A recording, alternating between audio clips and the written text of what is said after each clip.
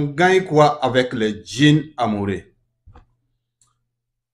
Alhamdulillah, les djinns amoureux, c'est des esprits qui viennent te voir dans ton rêve et qui te font le sexe. Tu te lèves matin, dans ton esprit, c'est telle personne, c'est telle personne, c'est telle personne, tu as vu son visage. Ou souvent, tu as vu des gens qui le font, mais toi, tu penses que ça ne te concerne pas. Cette relation que tu as vu que c'est des personnes qui le font, tu penses que ça ne te concerne pas. Il s'agit de toi, bien sûr. Tu vois souvent des animaux qui font ce qu'ils font, et toi, tu penses que ce sont des animaux qui le font, c'est pas ton problème, ça ne te concerne pas. Non, il s'agit de toi.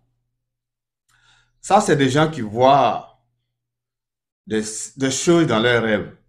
Ça arrive à d'autres personnes, ils vont pas faire des rêves, mais leur mariage serait toujours bloqué.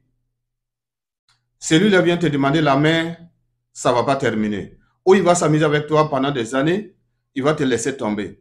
Ou celle-là te donne sa parole, et puis elle te laisse tomber, elle va aller se marier avec quelqu'un d'autre. Et toi, ton mariage, on remet, ça se gâte toujours avant la concrétisation. Ou souvent, tu commences ton mariage, les djinns sont tellement chauds, ils viennent, ils vont vous faire mettre dans les palabres. Ils vont vous mettre dans les palabres. Comme vous savez que, pour ce qui concerne nous les musulmans, vous savez que le mariage, c'est une adoration. Quand on est dans un mariage licite, nous sommes en train d'adorer Allah par cette manière. C'est ça que Shaitan n'est pas d'accord. Il ne veut pas que tu adores Allah. Dans le mariage, simple bonjour à ta femme, c'est une aumône. Les souris à ta femme, c'est une aumône.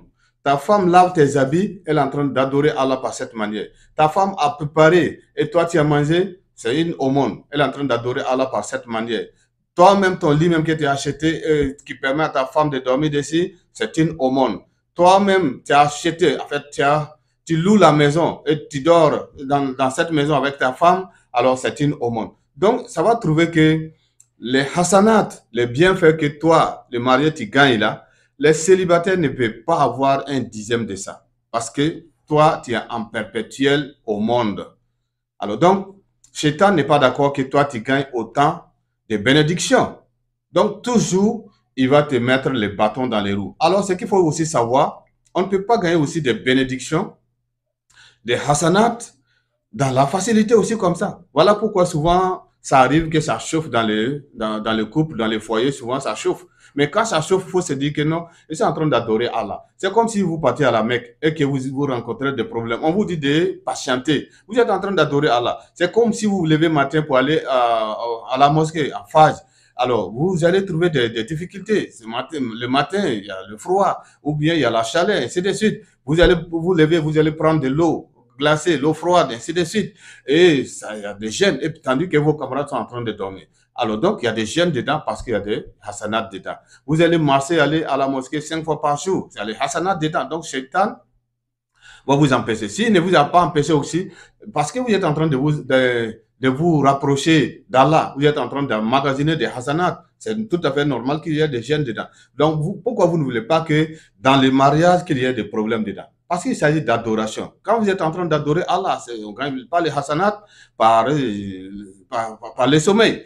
Donc, quand ça vous arrive, votre mari vous a fatigué, il faut se dire que non, je suis en train d'adorer Allah. Je ne suis pas en train d'adorer mon mari. Votre femme vous fatigue, alors je suis en train d'adorer Allah en restant dans les mariages. Vous n'êtes pas en train d'adorer votre femme ici dessus. C'est ça qu'il faut comprendre. Maintenant, il faut savoir qu'à tout moment, tout ce qui est bénédiction, Shaitan va se mettre sur la route de ceci. Voilà pourquoi, quand vous dites de faire des sacrifices, Shaitan se met sur la route des sacrifices. Il dit non, non, non, il ne faut pas faire les sacrifices comme ça, il faut faire par cette manière. Quand tu vas faire par cette manière, c'est comme si tu as respecté le principe de Shaitan. Alors donc, ça se repris pour Allah. Il faut savoir, il faut faire attention quand on adore Allah. Non seulement ça ne peut pas être comme de l'eau à boire, mais deuxièmement, il faut aussi faire par la manière où la charia va accepter. Nous demandons à Allah de veiller sur nous, de nous assister, de nous mettre à l'abri du diable.